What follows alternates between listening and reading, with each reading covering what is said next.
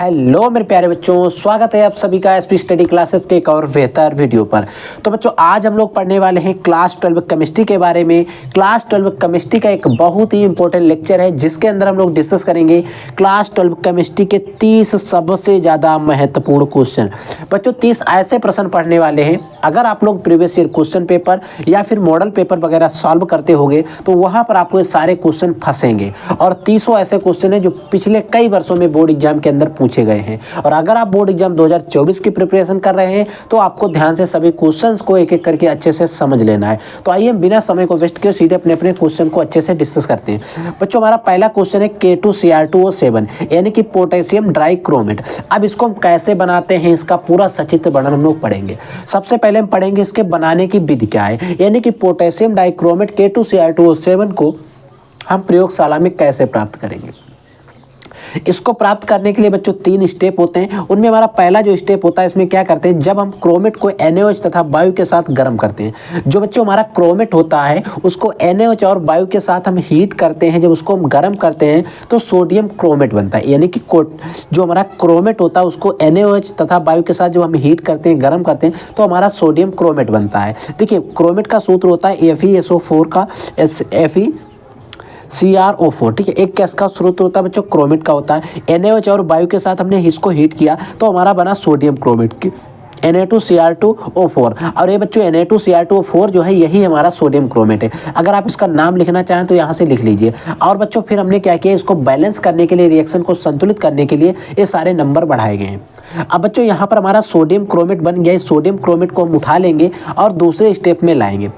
जब बच्चों हम दूसरे स्टेप में लाएंगे तो सोडियम जो क्रोमेट हमारा बना था, इस सोडियम क्रोमेट को H2SO4 के साथ गर्म करते हैं। यानी कि जो भी हमारा सोडियम क्रोमेट यहाँ से हमने बनाया है क्रोमेट को हीट करके, ठीक है, क्रोमेट को और NaOH और वायु के साथ हीट करने के बाद हमने जो सोडियम क्रोमेट प्राप्त किया है, इस सोडियम क्रोमेट को H2SO4 के साथ गर्म करते हैं। जिससे क्या बनता है, जैसे बच्चों हम इसको H2SO4 के साथ गर्म करेंगे तो हमारी एक रिएक्शन होगी जिसमें हमारा बन जाएगा सोडियम डाइक्रोमेट। क्या बन जाएगा, सोडियम डाइक्रोमेट Na2Cr2O7। और हमारे कुछ कंपाउंड्स हैं जो निकल जाएंगे। Na2Cr2O7 यानी कि सोडियम डाइक्रोमेट बन जाएगा। अब बच्चों जो हमारा सोडियम डाइक्रोमेट बन गया इसको हम ले आएंगे और इसको पोटेशियम क्लोराइड के साथ अभिक्रिया कराएंगे। अब बच्चों क्या देखिए तीसरे स्टेप में क्या करेंगे, जो हमारा सोडियम डाइक्रोमेट बन गया था, यानी कि जो हमने रिएक्शन कराई, हमने सबसे पहले क्रोमेट से किसको बनाया, सोडियम क्रोमेट को। सोडियम क्रोमेट पर हमने क्या किया, H2SO4 मिलाया तो हमने सोडियम डाइक्रोमेट प्राप्त कर लिया। अब जो हमने सोडियम डाइक्रोमेट को प्राप्त कर लिया था उसको पोटेशियम क्लोराइड के साथ हम गर्म कर देंगे, जिससे पोटेशियम क्लोराइड के साथ जब गर्म करेंगे, जिससे हमारा जब इसकी रिएक्शन होगी तो हमारा पोटेशियम डाइक्रोमेट यानी कि K2Cr2O7 हमारा मिल जाएगा। यानी कि K2Cr2O7 जो है यही हमारा पोटेशियम डाइक्रोमेट है। तो इसको हम 3 स्टेप में प्राप्त करते हैं, एक बार और समझ लीजिए। सबसे पहले इसको हम क्रोमेट और NaOH और वायु के साथ हीट करेंगे तो हमारा सोडियम क्रोमेट प्राप्त होता है। अब जो प्राप्त हुआ सोडियम क्रोमेट इसको हम उठा लेंगे, H2SO4 के साथ इसको हीट करा देंगे। जैसे हमने बच्चों H2SO4 के साथ इसको हीट कराएंगे तो हमारा सोडियम डाइक्रोमेट बन जाएगा। अब जो सोडियम डाइक्रोमेट बन गया इसको सोडियम पोटेशियम क्लोराइड के साथ क्रिया करा देंगे और इसका जो K है, जो इसका K है वो Na की जगह पर आ जाएगा और K2Cr2O7 यानी कि पोटेशियम डाइक्रोमेट हमारा बन जाएगा। अब बच्चों बात करते हैं पोटेशियम डाइक्रोमेट जो होता है इसके फिजिकल प्रॉपर्टीज की, क्योंकि हमें लगभग 1 से 2 इसकी फिजिकल प्रॉपर्टीज पता होना चाहिए। तो बच्चों इस फिजिकल प्रॉपर्टीज को हिंदी में कहते हैं भौतिक गुण। अब जो बच्चों इसके भौतिक गुण होते हैं, क्या होता है, रंगहीन, क्रिस्टलीय बट या ठोस पदार्थ है। ये रंगीन नहीं होता, रंगहीन होता है, क्रिस्टलीय भी होता है और ठोस पदार्थ है, ठीक है। दूसरा ये जल में घुलनशील होता है। दूसरी बात है, सबसे मेन बात है कि हमारा पोटेशियम डाइक्रोमेट जो होता है वो जल में घुलनशील होता है, वाटर में सोल्यूबल होता है, ठीक है। अब बच्चों बात करते हैं इसके केमिकल प्रॉपर्टीज की, यानी कि रासायनिक गुण की।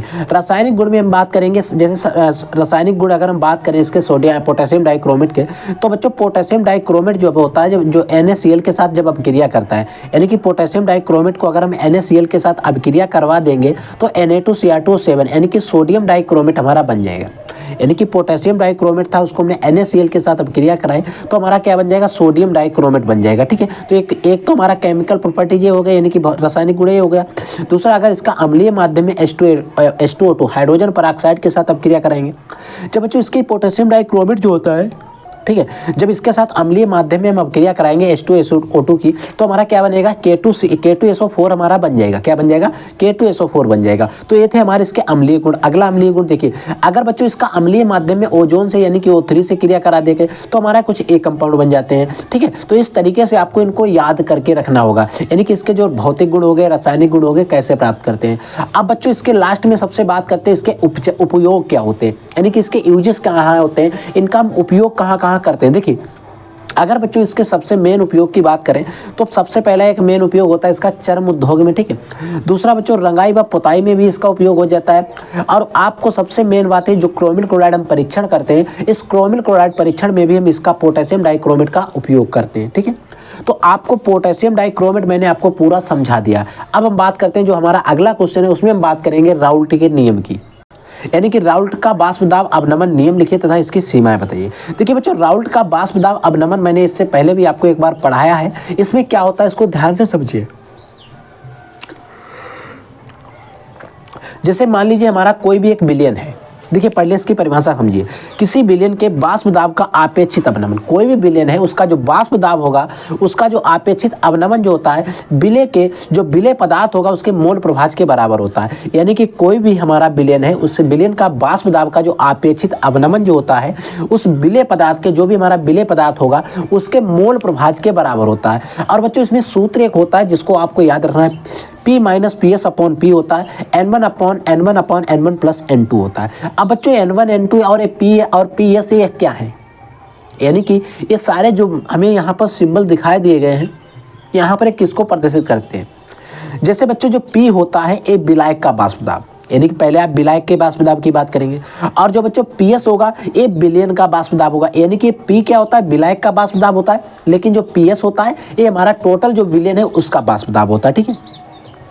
अब बच्चों जो N1 क्या है, विलय के ग्राम अणुओं की संख्या है, N2 क्या है, विलायक के ग्राम अणुओं की संख्या है। तो अगर हम N1 और N2 को एक में कहें तो टोटल कह सकते हैं विलयन के ग्राम अणुओं की संख्या, क्योंकि जो हमारा बच्चों विलयन बनता है, जो सॉल्यूशन बनता है, उसमें हमारे विलय भी होता है और हमारा विलायक भी होता है, जिसमें विलय की मात्रा कम होती है, विलायक की ज़्यादा होती है। अगर सपोज दैट अगर हम बात करें हमारा जो शरबत बनता है उसमें क्या होता है, जो आप चीनी मिलाते हो वो विलय का काम करती है, लेकिन जो आप उसमें वाटर मिलाते हो, जो आप जिस वाटर में उसको घोलते हो चीनी को, क्योंकि वाटर की मात्रा जो होती है यानी कि जल की जो मात्रा होती है वो ज़्यादा होती है, तो इसीलिए उसको हम कहेंगे वहाँ पर विलायक होता है। समझ में आ गया।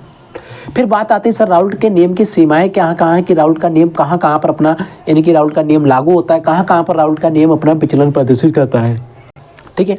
तो बच्चों सबसे पहले राउल्ट का नियम तन विलयनों पर लागू होता है, याद रखिएगा। राउल्ट का नियम है तन विलयनों पर लागू होगा, सांद्र विलयन पर राउल्ट के नियम से विचलन प्रदर्शित करते हैं, यानी कि जो राउल्ट का नियम है सिर्फ और सिर्फ तन विलयनों पर ही लागू होगा, सांद्र विलयन पर लागू नहीं होगा। यह नियम केवल आवासशील पदार्थों के विलयनों पर लागू होता है, यानी कि जो नियम है सिर्फ आवासशील जो विलयनों के पदार्थ होंगे उन पर ही लागू होता है। दूसरी बात, वैद्युत अपघट्टों के जो विलयन होते हैं उन पर राउल्ट का नियम लागू नहीं होता है। देखिए वैद्युत अपघट्यों के जो भी विलयन होंगे उन पर आपको राउल्ट का जो नियम है वो लागू नहीं होता है, वहाँ पर राउल्ट का नियम पालन नहीं करता है। समझ में आ गया। तो ये थे राउल्ट का नियम, पूरा राउल्ट के नियम की सीमाएं क्या हैं, इसमें हमने आपको सूत्र इसका फार्मूला भी बता दिया, और इस फार्मूले को आपको ध्यान से समझ लेना है क्योंकि इस पर आपके न्यूमेरिकल भी आपके बोर्ड एग्जाम में फंसेंगे, ठीक है। अगला बच्चों है एफ ब्लॉक्स एलिमेंट्स, यानी कि एफ ब्लॉक के तत्व। अब बच्चों जो एफ ब्लॉक के तत्व हैं इनको आपको ध्यान से समझना है क्योंकि इन पर भी बोर्ड एग्जाम के अंदर क्वेश्चन पूछे जाते हैं। एफ ब्लॉक हम पूरा पढ़ लेंगे। देखिए बच्चों एफ ब्लॉक में क्या होता है, जिन तत्वों का अंतिम इलेक्ट्रॉन एफ कक्षक में भरे जाते हैं उन्हें एफ ब्लॉक के तत्व कहलाते हैं। अगर क्वेश्चन पूछे जाए कि एफ ब्लॉक के तत्व हम किन्हें कहते हैं, और वो क्वेश्चन जो होगा वो एक नंबर में अगर हो तो आप इतना लिख दीजिएगा, जिन तत्वों का अंतिम इलेक्ट्रॉन एफ कक्षक में भरा जाता है उनको हम एफ ब्लॉक के तत्व कहते हैं, और आपको खत्म कर देना है। अगर वो क्वेश्चन 4 से 5 नंबर में है या फिर 2 से 3 नंबर में, तो आपको हम जहाँ तक बताते हैं पूरा लिखना है। फिर बच्चों हमने बात कर दी, यानी कि जिन तत्वों का अंतिम इलेक्ट्रॉन एफ कक्षक में भरे जाते हैं वो एफ ब्लॉक के तत्व कहलाते हैं। एफ ब्लॉक में कुल 28 तत्व पाए जाते हैं। समझिए एफ ब्लॉक में कुल 28 तत्व पाए जाते हैं। एफ ब्लॉक के तत्वों को अंतर संक्रमण तत्व या आंतरिक संक्रमण तत्व कहते हैं। समझ में आ गया। एफ ब्लॉक के तत्वों को निम्न 2 श्रेणियों में विभक्त किया गया, यानी कि जो बच्चों एफ ब्लॉक के तत्व होते हैं इनको 2 श्रेणियों में विभक्त किया जाता है। पहली श्रेणी हमारी लेंथेनाइड्स होती है जिसको हम 4F श्रेणी भी कह सकते हैं। दूसरी श्रेणी हमारी एक्टिनाइड्स होती है जिसको हम 5F श्रेणी कह सकते हैं। अगर क्वेश्चन 2 नंबर में पूछा जाता है तो आप सिर्फ यहाँ तक लिखोगे, ठीक है। अगर वो 4 से 5 नंबर में पूछा जाता है या 3 नंबर में तो आप पूरा लिखोगे। अब हम बात करते हैं हमारा बच्चों लेंथेनाइड क्या है और फिर बात करेंगे एक्टिनाइड क्या है और इनमें कौन कौन से तत्व आते हैं, इनका उपयोग क्या होता है, ठीक है। जिन तत्वों का अंतिम इलेक्ट्रॉन बच्चों 4F कक्षक में भरे जाते हैं उन्हें हम लेंथेनाइड्स कहलाते हैं। यानी कि जो भी तत्व अगर हम उनका इलेक्ट्रॉनिक विन्यास बनाते हैं अगर वो 4F कक्षक में भरे जाते हैं तो उन्हें हम कहेंगे लेंथेनाइड्स का तत्व है, ठीक है। लेंथेनाइड श्रेणी में सीरियम C58 से लेकर ल्यूटीशियम Lu71 तक के कुल 14 तत्व उपस्थित हैं। आपको पता है कि F ब्लॉक में टोटल तत्व कितने हैं, 28 हैं। उनमें से लेंथेनाइड्स में कितने, 14, और बचे हुए 14 हमारे एक्टिनाइड्स में होंगे। अब बच्चों जो हमारा लेंथेनाइड श्रेणी है इसके उपयोग जो होते हैं, इसका उपयोग चरम बनाने में भी किया जाता है, गैस मेटल बनाने में भी किया जाता है, और जो हमारे पेट्रोलियम पदार्थ होते हैं उनके भंजन में भी हम इसका उपयोग करते हैं। तो बच्चों हमने बात कर ली लेंथेनाइड्स की। अब हमें बात करनी है एक्टिनाइड्स की, क्योंकि एक्टिनाइड्स के बारे में भी हमसे बोर्ड एग्जाम में पूछा जाएगा, ठीक। तो बच्चों अगर हम बात करें एक्टिनाइड्स की तो 5 एक्टिनाइड्स कह सकते हैं या फिर इसे 5F श्रेणी भी कह सकते हैं। तो जिन तत्वों के अंतिम इलेक्ट्रॉन 5F कक्षक में भरे जाते हैं उन्हें एक्टिनाइड्स कहलाते हैं। यानी कि जो भी तत्व हमारे हैं अगर उनका इलेक्ट्रॉनिक विन्यास किया जाता है और देखा जाता है कि अंतिम इलेक्ट्रॉन जो है 5F कक्षक में जा रहा है तो हम कहेंगे वो एक्टिनाइड्स के हैं, यानी कि 5F श्रेणी के तत्व हैं, ठीक है। एक्टिनाइड श्रेणी में थोरियम 90 जो होता है उसमें थोरियम 90 से लॉरेंशियम 103 Lr 103 जो परमाणु क्रमांक जिसका होता है वहां तक के 14 तत्व उपस्थित हैं। यानी कि अगर हम कहें तो 14 तत्व हमारे लेंथेनाइड्स में पाए जाते हैं और 14 ही तत्व हमारे एक्टिनाइड्स में पाए जाते हैं। इसे 5F श्रेणी भी कहते हैं। अगर इसके उपयोग की बात करें बच्चों तो इसका उपयोग गैस मेटल बनाने में होता है, नाभिकीय रिएक्टर में भी होता है, कांच के निर्माण में भी होता है, कैंसर के उपचार में भी होता। क्या है इसमें जो भी हमारे 14 तत्व आएंगे उन्हीं तत्वों के उपयोग हैं बच्चों ये, और वैसे एक्टिनाइड से कोई उपयोग नहीं है, ठीक है। क्योंकि जो हमारे तत्व इसमें आते हैं एक्टिनाइड श्रेणी में उन्हीं का तत्व है, जैसे नाभिकीय रिएक्टर हो गया और कांच के निर्माण में, कैंसर के उपचार में। यानी कि जो 90 थोरियम से लेकर लॉरेंशियम के 103 तक के जो भी तत्व इनके बीच में जो तत्व आते हैं उनका उपयोग इन चीजों में होता है, ठीक है। अब बच्चों अगर आपसे क्वेश्चन पूछ लिया जाए कि अंतः संक्रमण तत्व या फिर आंतरिक संक्रमण तत्व क्या है, ऐसा क्वेश्चन आपसे बोर्ड एग्जाम में पूछा जाता है तो आप वहां पर क्या लिखोगे, जिन तत्वों में विभेदी इलेक्ट्रॉन, जो भी हमारा विभेदी इलेक्ट्रॉन होगा N-2F कक्षकों में प्रवेश करता है, किसमें, N-2F कक्षकों में प्रवेश करता है, वे तत्व आंतरिक संक्रमण या फिर अंतः संक्रमण तत्व कहलाते हैं। ये तत्व आवर्त सारणी में एक अलग ब्लॉक F ब्लॉक का निर्माण करते हैं। ये जो F ब्लॉक के जो अंतः संक्रमण या आंतरिक संक्रमण तत्व होते हैं ये क्या होते हैं, जो हमारी आवर्त सारणी है उसमें एक अलग ब्लॉक बनाते हैं जिसे बच्चों हम F ब्लॉक कहते हैं। इन्हें F ब्लॉक का तत्व भी कहा जाता है। अब आपको कहा जाए कि सर हम F ब्लॉक के तत्वों को अंतः संक्रमण तत्व कहते हैं तो इसमें क्या लिखने की जरूरत। अगर बच्चों मैंने आपको वो टॉपिक इससे पहले ना पढ़ाया होता, पहले यही बताया तो आपको ये चीज लिखना होता है, ठीक है। तो हर एक चीज को अच्छे से समझते हुए चलना है बच्चों। यहाँ पर आपको क्या करना है, निम्नलिखित के सूत्र लिखिए। और क्वेश्चन शायद बोर्ड एग्जाम 2022 जो हुआ है वहां पर एक क्वेश्चन आपसे पूछा भी गया। जैसे बच्चों सफेद कशिश ZnSO4.7H2 होता है, नीला तोता CuSO4.5H2 होता है, H2O यानी कि 5 जल के अणु होते हैं। मोहन रबड़ का सूत्र होता है FeSO4 का होल थ्राइज, NH4 का होल ट्वाइज, इसका भी होल ट्वाइज होता है SO4.6H2O। तो ये मोहन रबड़ हो गया। हरा कशिश FeSO4.7H2O। ये कुछ सूत्र हैं जो आपको याद रखना है, क्योंकि बच्चों एक कुछ सूत्र जो है आपसे बोर्ड एग्जाम के अंदर पूछे जा सकते हैं, ठीक है। अगला क्वेश्चन देखिए बच्चों, अगला क्वेश्चन है बच्चों विद्युत रासायनिक श्रेणी किसे कहते हैं, इसके प्रमुख उपयोग तथा इसके 2 प्रमुख उपयोग और इसके लक्षण भी बताना। देखिए बच्चों जो हमारी विद्युत रासायनिक श्रेणी है इसको अगर आपको नहीं पढ़ा है तो आपके बोर्ड एग्जाम में 2 से 3 क्वेश्चन मिस हो जाएंगे, क्योंकि विद्युत रासायनिक श्रेणी पर क्वेश्चन हमारे बोर्ड एग्जाम्स के अंतर्गत बनते रहते हैं। तो सबसे पहले हम पढ़ेंगे विद्युत रासायनिक श्रेणी के बारे में, फिर इसके लक्षण भी पढ़ लेंगे, फिर इसके उपयोग भी पढ़ लेंगे, ठीक है।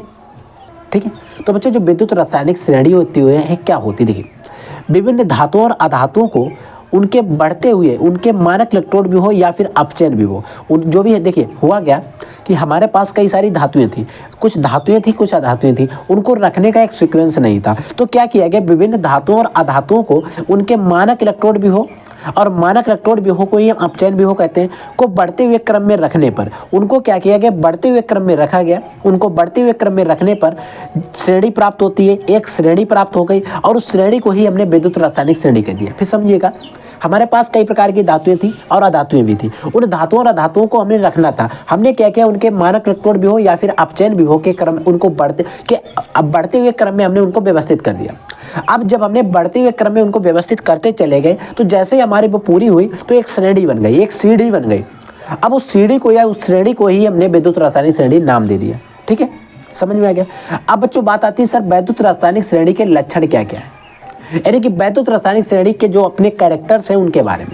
देखिए श्रेणी में ऊपर से नीचे आने पर, अगर बच्चों ऊपर से आप नीचे आ रहे हो, श्रेणी में जो टॉप पर तत्व है अगर आप उसके नीचे आ रहे हो तो आप जैसे जैसे नीचे आते जाओगे तो अपचयन क्षमता हमारी जो है वो घटती चली जाएगी। यानी कि विद्युत रासायनिक श्रेणी है, अगर आप इसमें ऊपर वाला तत्व जो सबसे ऊपर रखा गया वहां से आप जैसे जैसे नीचे उतरोगे तो अपचयन क्षमता जो होती है वो घटती चली जाएगी और लास्ट में जो होगी उसके सबसे कम होगी। जबकि अगर आप नीचे से ऊपर जाने पर अपचयन क्षमता बढ़ती है। अगर आप क्या करोगे, सबसे नीचे से अगर आप ऊपर जाओगे तो अपचयन क्षमता जो है वो बढ़ती चली जाएगी। ठीक है, हर एक तत्व की बढ़ती चली जाएगी। अगला बच्चों है हाइड्रोजन से ऊपर के सभी तत्व अम्लों से अभिक्रिया करके हाइड्रोजन गैस मुक्त करते हैं। यानी कि विद्युत रासायनिक श्रेणी में जो हाइड्रोजन रखा गया है उस हाइड्रोजन से ऊपर के जो भी तत्व हैं, जो भी हाइड्रोजन के ऊपर के तत्व हैं वो क्या करेंगे, अम्लों से अभिक्रिया करेंगे। यानी कि अम्लों के साथ वो रिएक्शन करेंगे, अम्लों के साथ रिएक्शन करके वो हाइड्रोजन गैस को मुक्त करते हैं, हाइड्रोजन गैस रिलीज करते हैं। जबकि नीचे वाले तत्व अम्लों से अभिक्रिया करके हाइड्रोजन गैस मुक्त नहीं करते। यानी कि जो विद्युत रासायनिक श्रेणी में हाइड्रोजन से नीचे के तत्व हैं वो अगर अम्लों से क्रिया करते हैं तो वो आपका क्या होता है, हाइड्रोजन गैस मुक्त नहीं करते। लेकिन जो विद्युत रासायनिक श्रेणी में हाइड्रोजन से ऊपर है वो तत्व जब भी हमारे हाइड्रोजन गैस से क्रिया करेंगे तो वो अपने वो यानी कि जो अम्लों से क्रिया करेंगे, अम्लों से क्रिया करेंगे तो हाइड्रोजन गैस को मुक्त करेंगे। ठीक है, ऊपर वाले तत्व मुक्त करते हैं, नीचे वाले तत्व मुक्त नहीं करते हैं। और मेन किसको माना गया, हाइड्रोजन को। हाइड्रोजन से ऊपर के सभी तत्व जल या वाष्प के साथ अपक्रिया करके हाइड्रोजन गैस देते हैं।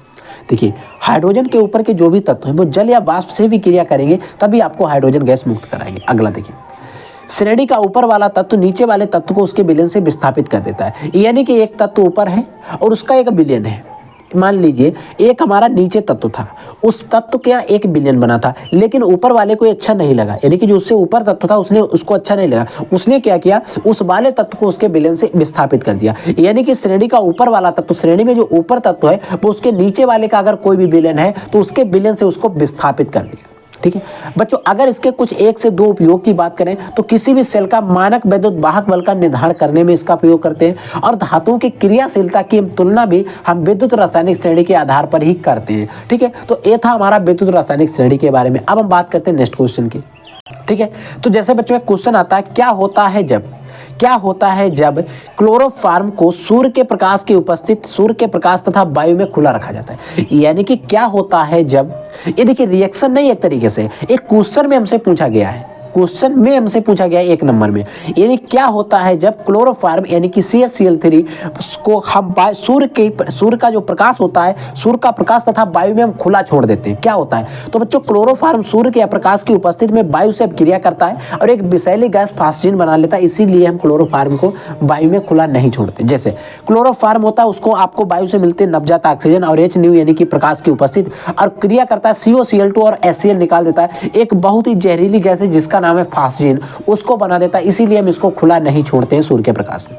ठीक है, अगला क्वेश्चन है कि मानव शरीर के लिए कैल्शियम तथा आयरन की, जो आयरन होते हैं इनका क्या महत्व है। यानी कि कैल्शियम का महत्व और आयरन का महत्व हमारे मानव यानी कि ह्यूमन बॉडीज के अंदर क्या है। तो देखिए बच्चों, अगर बात करें मानव शरीर के अंदर कैल्शियम हो गया या फिर आयरन का क्या महत्व होता है, तो कैल्शियम युक्त जो भी लवण होते हैं वो शरीर में विभिन्न जो हमारी हड्डियां होती हैं और दांत होते हैं उनका निर्माण करते हैं। यानी कि जो भी बच्चों हमारे कैल्शियम युक्त लवण होंगे, हमारे शरीर की हड्डियां हो गई या फिर दांत हो गए, इनके निर्माण में सहायक होते हैं। लेकिन बच्चों जो आयरन युक्त लवण होता है वो हीमोग्लोबिन की रचना में सहायक होता है। हीमोग्लोबिन, हीम प्लस ग्लोबिन होता है, इसमें 2 पार्ट होते हैं, एक ग्लोबिन जो हमारा एक आयरन वाला पार्ट होता है और एक हमारा प्रोटीन वाला पार्ट होता है। ठीक है, अगला हमारा क्वेश्चन है बच्चों नष्ट समीकरण के, जो हमारा नष्ट समीकरण है इसके इलेक्ट्रोड विभव तक का समीकरण लिखिए तथा इसमें दिए गए संकेतों को स्पष्ट कीजिए। यानी कि नष्ट समीकरण में आपको इलेक्ट्रोड विभव का आपको समीकरण लिखना है, जो होता है E = E0 - 2.30 T RT/NF log 10 1/n Mn positive. ठीक है, इसमें आपको बताना है कि ये आपका सूत्र होता है जो हमसे पूछा गया है, लेकिन इस सूत्र में हमें जो मान दिए गए ये क्या क्या है, जो भी हमें वैल्यू दिखाई दे रहे हैं क्या होती है। तो बच्चों यहाँ पर ई जो होता है इलेक्ट्रॉन विभव होता है, लेकिन ई0 या ई0 होता है मानक इलेक्ट्रॉन विभव। अब बच्चों जो यहाँ पर आर है गैस नियतांक होता है और इसका जो मान होता है वो कांस्टेंट होता है 0.0821 होता है, 0.0821 होता है। ठीक है, अगला है बच्चों टी जो होता है बच्चों परम ताप होता है, एन जो होता है इलेक्ट्रॉनों की संख्या होती है, एफ जो होता है बच्चों फैराडे नियतांक होता है। और फैराडे नियतांक का आपको मान पता होना चाहिए, वो होता है बच्चों फैराडे नियतांक का मान हमारा होता है 96,500। ठीक है, और एम जो है धातु आयनों की संख्या है। समझ में आ गया। तो ये था हमारा नष्ट समीकरण और अदर क्वेश्चंस के बारे में। ठीक है, देखिए क्वेश्चन क्या होता है बच्चों, पूछा जाता है कि विद्युत लेपन को उदाहरण द्वारा समझाइए। देखिए बच्चों विद्युत लेपन क्या होता है, देखिए ये क्वेश्चन जो है कभी कभी अति लघुत्तरी में हमसे बोर्ड एग्जाम्स के अंदर पूछ लिया जाता है कि विद्युत लेपन को आपको उदाहरण के द्वारा समझाना। देखिए विद्युत अपघट्ट जो भी हमारे होते हैं, विद्युत अपघट्ट द्वारा एक धातु पर, एक जो धातु होती है उस एक धातु पर दूसरी धातु की परत चढ़ाने की एक प्रक्रिया होती है, उसको विद्युत लेपन कहते हैं। यानी कि क्या होता है, लोहे के धातुओं पर क्या होता है, आप देखते हैं कभी कभी वो सोने जैसे आपको कंगन दिखते हैं, चांदी जैसे दिखते हैं, तो उन पे क्या होता है एक धातु के ऊपर दूसरे धातु की उस पर परत चढ़ा दी जाती है, उस पर पानी चढ़ा दिया जाता है, आप लोग कहते हो ना। तो ये जो क्रिया होती है विद्युत लेपन के द्वारा होती है। जैसे बच्चों उदाहरण के तौर पर बात करें तो कॉपर धातु पर जिंक धातु की एक पतली परत चढ़ाना भी एक विद्युत लेपन का क्रिया है, एक उदाहरण है। ठीक है, तो इस तरीके से क्वेश्चन आपसे बोर्ड एग्जाम में पूछे जा सकते हैं। ठीक है, अगला क्वेश्चन है कि परासरण क्रिया में अर्धपारगम्य झिल्ली का क्या महत्व है, समझाइए। यानी कि जो बच्चों हमारी परासरण की क्रिया होती है इसमें अर्धपारगम्य झिल्ली जो होती है, अर्धपारगम्य झिल्ली, इसका क्या महत्व होता है आपको समझाना है। देखिए अर्धपारगम्य झिल्ली शुद्ध विलायक के छोटे आकार के कणों को बाहर निकलने देती है, जबकि विलय के अशुद्ध बड़े आकार के कणों को बाहर निकलने नहीं देती है। देखिए अर्धपारगम्य झिल्ली जो होती है वो क्या होती है, अगर शुद्ध विलायक है तो उसके शुद्ध विलायक के छोटे आकार के जो भी कण होंगे उनको तो बाहर निकल जाने देगी, लेकिन जबकि विलय के अशुद्धि के बड़े आकार के जो कण होते हैं उनको बाहर नहीं निकलने देती है। यही अर्धपारगम्य झिल्ली का महत्व है। ठीक है, अगला क्वेश्चन हमसे एक रिएक्शन के तौर पर पूछा जा सकता है कि क्लोरोबेंजीन से डीडीटी, यानी कि आप क्लोरोबेंजीन अगर आपके पास है तो आप डीडीटी कैसे प्राप्त करोगे। तो क्लोरोबेंजीन से अगर आपको डीडीटी प्राप्त करना है तो क्लोरोबेंजीन के आपको दो अणु लेने पड़ेंगे और उसकी आपको रिएक्शन करानी पड़ेगी क्लोरल के साथ, और क्लोरल के साथ आप जब रिएक्शन कराओगे तो हमारा इस तरीके से कंपाउंड बन जाता है जिसको कहते हैं डीडीटी, और ये हमने आपको रिएक्शंस में बहुत अच्छे तरीके से समझा रखा है। ठीक है, समझ में आ गया। अगला एक रिएक्शन ही और आती है हमसे बोर्ड एग्जाम में पूछ ली जाती है कि एसीटोन से हमें क्लोरोफॉर्म प्राप्त करना तो कैसे प्राप्त करोगे। अगर आपको हेलोफॉर्म अभिक्रिया आती है तो आप इसको भी बना लोगे। देखिए एसीटोन जो होता है इसको अगर हम Cl यानी कोई एक हाइड्रोजन ले लें और एक NH यानी कि क्षार ले लें, तो जब हम इसकी क्रिया करा देंगे तो हमारा क्लोरोफॉर्म बन जाता है, और CHCl3 जो बच्चों आपको दिखाई दे रहा है यही हमारा क्लोरोफॉर्म। ठीक है, अगला क्वेश्चन देखिए बच्चों। देखिए बच्चों अगला जो हमारा क्वेश्चन है उसमें पूछा जाता है कि संक्रमण धातुएं होती है वो सामान्यतया रंगीन यौगिक बनाती हैं, क्यों। देखिए बच्चों जो भी संक्रमण धातुएं हैं वो रंगीन यौगिक बनाती हैं, ऐसा क्यों होता है। देखिए संक्रमण धातुएं सामान्यतया रंगीन यौगिक बनाती हैं क्योंकि इनमें आयुग्मित इलेक्ट्रॉन पाए जाते हैं। यानी कि बच्चों जो हमारी संक्रमण धातुएं होती हैं उनमें यानी कि जो रंगीन यौगिक बनाने की प्रवृत्ति होती है वो किसके कारण होती है, आयुग्मित इलेक्ट्रॉनों की उपस्थिति के कारण होती है, उनमें आयुग्मित इलेक्ट्रॉन पाए जाते हैं। ठीक है, अगला क्वेश्चन बच्चों हमारा है कि मोलर चालकता क्या होती है। आपको मोलर चालकता को लैम्डा m से हम प्रदर्शित करते हैं, क्या होती है समझिएगा। किसी विद्युत अपघट्ट पदार्थ के, कोई भी हमारे पास अगर विद्युत अपघट्ट पदार्थ है उसके 1 मोल द्वारा उपलब्ध कराए गए आयनों की चालकता, उसका 1 मोल जो होगा उसके द्वारा उपलब्ध कराए गए आयनों की जो चालकता होगी उसको हम मोलर चालकता कहते हैं। अब जो बच्चों हमारी मोलर चालकता होती है इसको लैम्डा m से हम प्रदर्शित करते हैं। इस पे आपको एक सूत्र भी आता है, बोर्ड एग्जाम्स के अंतर्गत हमसे पूछा भी जाता है। लैम्डा m इक्वल टू होता है x इंटू में 100/c। ये जो सूत्र होता है इस पर हमें न्यूमेरिकल भी लगाना रहते हैं, और मैंने आपको इस सूत्र पर न्यूमेरिकल लगवाए भी है। अगर बच्चों नोटेड पॉइंट की बात करें, यहाँ पर कुछ उपयोग की यानी कि जो एक महत्वपूर्ण बात होती है उसकी बात करें तो होता क्या है, इसको आपको नोटेड पॉइंट को अच्छे से समझ लेना। मैं जो भी बताता हूँ मेरे अगर लेक्चर के अंदर नोटेड पॉइंट है तो अच्छे से अच्छे चांस होते हैं कि वहाँ से आपसे क्वेश्चन बनने के जो होते हैं चांसेस जो होते हैं वो सबसे ज़्यादा होते हैं। देखिए विद्युत अपघट्ट पदार्थ के विलयनों की सांद्रता घटने पर जो भी बच्चों विद्युत अपघट्य पदार्थ होंगे उनके विलयनों की अगर आप सांद्रता घटने पर विलयन की चालकता तथा मोलर चालकता का मान बढ़ता है। अगर उसकी सांद्रता यानी कि जो विलयन पदार्थ होंगे, जो विद्युत अपघट्य पदार्थ होगा, उसमें विलयन की अगर आप सांद्रता को घटाएंगे और जैसे ही आप सांद्रता घटाते चले जाएंगे मोलर चालकता या और चालकता इसकी बढ़ती चली जाएगी। ठीक है, याद रखिएगा। अगला क्वेश्चन बच्चों इलेक्ट्रोड विभव पर संक्षिप्त टिप्पणी के लिए। कभी कभी इलेक्ट्रोड विभव पर हमें संक्षिप्त टिप्पणी करने को भी आ जाता है। देखिए, जब किसी धातु की छड़ को, हमारे पास कोई भी धातु की छड़ है, उस धातु की छड़ को उसी धातु के रबड़ के जलीय विलयन में, यानी कि उसी धातु के रबड़ का हमें एक जलीय विलयन ले लिया, उस जलीय विलयन में डुबोया जाता है। उस जलीय विलयन में क्या किया जाता है? डुबोया जाता है। तो धातु की छड़ और विलयन के मध्य में उत्पन्न होने वाले विभव को इलेक्ट्रोड विभव कहते हैं। जैसे आप उसमें डुबोगे तो एक धातु की छड़ और विलयन के मध्य में एक विभव उत्पन्न हो जाएगा, और जो बच्चों हमारा विभव उत्पन्न हो जाता है उसे ही हम इलेक्ट्रोड विभव कहते हैं। और इलेक्ट्रोड विभव जो बच्चों होता है इसको हम ई से प्रदर्शित करते हैं। ठीक है, किससे प्रदर्शित करते हैं? ई से, कैपिटल ई से इलेक्ट्रोड विभव को प्रदर्शित करते हैं। ठीक है, समझ में आ गया। अगला क्वेश्चन है बच्चों कोलराउस का नियम क्या है, या फिर आपसे क्वेश्चन पूछेगा कोलराउस के नियम को समझाइए तथा इस नियम के अनुप्रयोग सहित उदाहरण लिखिए। देखिए बच्चों, कोलराउस का नियम हो गया, हेनरी का नियम हो गया, राउल्ट का नियम हो गया, और आपका कई सारे जो नियम हैं आपके बोर्ड एग्जाम के अंदर वो आते रहते हैं। तो आपको नियम पर भी फोकस करना है, क्योंकि ये भी आपको फिजिक्स की तरह यहाँ पर भी अच्छे खासे नंबर दिला के जाते हैं। तो बच्चों अगर हम बात करें कोलराउस के नियम की, तो कोलराउस का जो नियम होता है बच्चों अनंत तनुता पर मोलर चालकता ज्ञात करने के लिए इसका प्रयोग किया जाता है। देखिए, किसी विद्युत अपघट्य की, कोई भी विद्युत अपघट्य की उसकी अनंत तनुता पर चालकता, उसकी चालकता या फिर मोलर चालकता जो होती है इसके धनायन तथा ऋणायनों की मोलर चालकताओं के योग के बराबर होती है।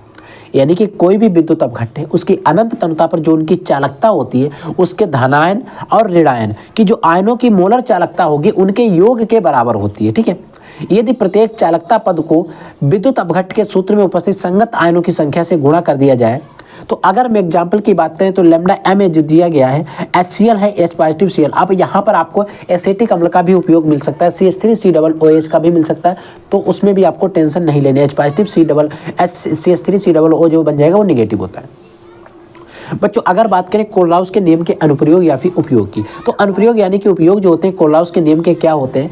अनंत तनुता पर दुर्बल विद्युत अपघट्य की मोलर चालकता ज्ञात करना। यानी कि जो अनंत तनुता होता है वहां पर आपको दुर्बल विद्युत अपघट्य जो होते हैं उनकी मोलर चालकता ज्ञात करना, इस कोलराउस का नियम का उपयोग है। और दूसरी बात, दुर्बल विद्युत अपघट्यों के वियोजन की मात्रा भी इस नियम की सहायता से हम गणना कर सकते हैं। ठीक है, तो ये तो हमारे कोलराउस के नियम के उपयोग हो गए और कोलराउस का नियम हो गया। ठीक है, अगला बच्चों क्वेश्चन है कि डी ब्लॉक के तत्व रंगीन आयन देते हैं क्यों? बच्चों डी ब्लॉक के तत्व या फिर संक्रमण तत्व रंगीन यौगिक बनाते हैं क्यों? ऐसे संक्रमण धातुएं जो होती हैं रंगीन यौगिक बनाती हैं, ऐसा क्यों होता है? देखिए, तो इनमें सबसे मेन जो कारण होता है युग्मित इलेक्ट्रॉनों का ही होता है। जैसे बच्चों जेडीएन डबल पॉजिटिव आयन सफेद होगा और Cu डबल पॉजिटिव आयन नीले रंग का होता है, ऐसा क्यों होता है? तो बच्चों आपको जेडीएन का परमाणु क्रमांक आपको पता है कितना होता है? 30 होता है। Cu का कितना होता है? 29 होता है। अब इसमें 2 पॉजिटिव है, मतलब अगर 30 से अगर 2 घटाओगे तो 28 बच जाएगा, अगर आप 29 से 2 घटाओगे तो 27 बच जाएगा। अब हमें इनका बनाना है इलेक्ट्रॉनिक विन्यास। जब आप इनका इलेक्ट्रॉनिक विन्यास बनाओगे तो आपका जो डी कक्षक है वो पूर्ण रूप से भरा है, क्योंकि डी में 10 इलेक्ट्रॉन से ज़्यादा आ नहीं सकते। लेकिन आप Cu डबल पॉजिटिव का जब बनाओगे तो इसमें डी में 9 इलेक्ट्रॉन है, यानी कि 1 इलेक्ट्रॉन कम है। और जो बच्चों जितने इलेक्ट्रॉन कम होता है उन्हें ही हम अयुग्मित इलेक्ट्रॉन कहते हैं। जैसे में अयुग्मित इलेक्ट्रॉन जेडीएन में कितने, जिंक में 0 है, लेकिन कॉपर में Cu में जेडीएन यानी कि अयुग्मित इलेक्ट्रॉन कितने हैं? 1 है। तो हमने क्या लिखा? देखिए, इलेक्ट्रॉनिक विन्यास बनाने पर ज्ञात हुआ है, यानी कि जब हमने इनका इलेक्ट्रॉनिक विन्यास बनाया तो हमें ज्ञात हुआ है कि जेडीएन डबल पॉजिटिव में अयुग्मित इलेक्ट्रॉन उपस्थित नहीं होते हैं। जेडीएन डबल पॉजिटिव जो है उसमें अयुग्मित इलेक्ट्रॉन उपस्थित नहीं होते हैं, इसीलिए सफ़ेद है, इसीलिए सफ़ेद है। तथा Cu डबल पॉजिटिव में एक अयुग्मित इलेक्ट्रॉन उपस्थित है, इसी कारण यह नीले रंग का होता है। समझ में आ गया? अगला क्वेश्चन देखिए बच्चों। अगला क्वेश्चन बच्चों है कि संघनन क्या होता है? बच्चों संघनन क्या होता है, या अगर आपने एक अवक्रिया पढ़ी होगी एल्डोल संघनन तो भी आप इसको कर लोगे। देखिए, जब किसी कार्बनिक यौगिक के 2 समान अणु आपस में संयुक्त होते हैं तो इस प्रक्रिया को संघनन कहते हैं। कोई भी हमारे कार्बनिक यौगिक हैं, उन कार्बनिक यौगिक के 2 समान अणु आपस में अगर संयुक्त होते हैं, जुड़ते हैं, तो इस क्रिया को हम संघनन कहते हैं। जैसे बच्चों हमारे पास एसिटल्डिहाइड है, एस्टल्डिहाइड के 2 अणु हमने ले लिए, आपस में संघनन होकर एक अभिक्रिया बना दी और ये जो कंपाउंड बन जाता है एक अभिक्रिया बन जाती है। और ये जो अभिक्रिया होती है बच्चों, इस अभिक्रिया को हम कहते हैं एल्डोल संघनन अभिक्रिया। ठीक है, तो संघनन क्या होता है इसको आपको ध्यान रखना है कि जब कार्बनिक यौगिक के जो किसी भी कार्बनिक यौगिक के 2 समान अणु आपस में संयुक्त होते हैं, इस प्रकार की अभिक्रिया को हम संघनन अभिक्रिया कहते हैं। ठीक है, समझ में आ गया। अगला क्वेश्चन है बच्चों, लिपिड क्या है, इनका मुख्य कार्य क्या है। बच्चों लिपिड्स होते क्या हैं, इनका मुख्य कार्य क्या होता है, इसके बारे में भी पता होना चाहिए। तो बच्चों वे तेल तथा वसा, ऐसे तेल तथा वसा या वे तेल तथा वसा जो जंतुओं तथा वनस्पतियों से प्राप्त होते हैं, जो कहाँ से प्राप्त होते हैं, जंतुओं तथा वनस्पतियों से प्राप्त होते हैं, उन्हें बच्चों हम लिपिड्स कहते हैं। क्या कहते हैं, लिपिड्स कहते हैं। अगर इनके मुख्य कार्य की बात की जाए तो यह शरीर को ऊर्जा प्रदान करते हैं। या क्या करते हैं, जो लिपिड्स होते हैं ये शरीर को ऊर्जा प्रदान करते हैं। दूसरा बात, यह शरीर के ताप का भी नियंत्रण करते हैं, ये जनन क्षमता का भी नियंत्रण करते हैं। तो जनन क्षमता जो होती है उसको भी नियंत्रण करते हैं, ताप को भी नियंत्रण करते हैं, हमारे शरीर को ऊर्जा भी प्रदान करते हैं। ये सारे काम अगर कोई करता है तो वो हमारे बच्चों लिपिड्स करते हैं। ठीक है, समझ में आ गया। और आज लास्ट हमारा जो क्वेश्चन है वो क्वेश्चन हमारा है कि संक्रमण धातुओं की कण एंथैल्पी के मान उच्च होते हैं क्यों। यानी कि बच्चों जो हमारी संक्रमण धातुएं होती हैं इनके कण एंथैल्पी के मान उच्च होते हैं। ऐसा क्यों होता है, क्योंकि ये क्वेश्चन मैंने लास्ट में इसीलिए मेंशन कर दिया है क्योंकि ये क्वेश्चन 1 नंबर में पूछा गया है। अगर आपने अच्छे से समझ लिया है लेक्चर ना तो आप इसको आसानी से कर दोगे। संक्रमण धातुओं की कण एंथैल्पी के मान उच्च होते हैं क्योंकि इनमें अयुग्मित इलेक्ट्रॉन उपस्थित होते हैं। कैसे, क्योंकि इनमें अयुग्मित इलेक्ट्रॉन उपस्थित होते हैं। यानी कि जो संक्रमण धातुएं होती हैं इनके कण एंथैल्पी के मान उच्च होते हैं क्योंकि इनमें अयुग्मित इलेक्ट्रॉन जो होते हैं वो उपस्थित होते हैं, अयुग्मित इलेक्ट्रॉन पाए जाते हैं। ठीक है बच्चों, तो बच्चों हमने आपको 30 सबसे ज़्यादा जो महत्वपूर्ण क्वेश्चंस थे वो मैंने आपको पढ़ा दिए। आपको क्या करना है, सभी क्वेश्चंस को अच्छे से तैयार करना है और बोर्ड एग्जाम देने जाने से पहले आपको सभी क्वेश्चंस का अच्छे से रिवीजन करके जाना है ताकि आपको बोर्ड एग्जाम में कोई भी प्रॉब्लम ना हो और आप एक एक क्वेश्चन को अच्छे से कर सको। ठीक है बच्चों, तो आप लोग पढ़ते रहिए, आगे बढ़ते रहिए। अगर आपके मन में कोई डाउट, कोई भी क्वेश्चन होता है तो वीडियो के कमेंट सेक्शन में कमेंट करके हमसे पूछिएगा और हम आपके लिए इसी प्रकार से मज़ेदार वीडियो लाते रहेंगे।